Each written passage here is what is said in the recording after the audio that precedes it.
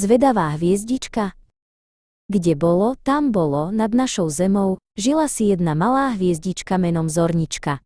Bola zvedavá a nudilo ju stále stáť na rovnakom mieste a len svietiť. Zornička sa pozerala na zem a videla, ako sa deti hrajú na ihrisku. Smiali sa a naháňali. Ach, keby som sa mohla hrať s nimi, pomyslela si. A tak sa jedného dňa rozhodla. Sklopila svoje lúče a odvážne sa vrhla z neba smerom k zemi. Letela tak rýchlo, že sa začala nebezpečne zahrievať.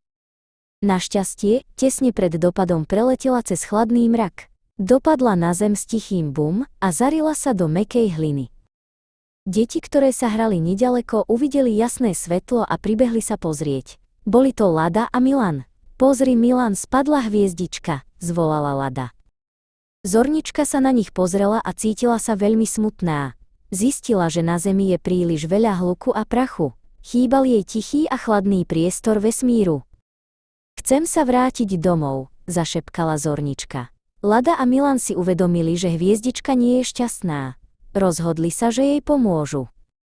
Opatrne ju zdvihli zo zeme a odniesli do nedalekého vesmírneho strediska.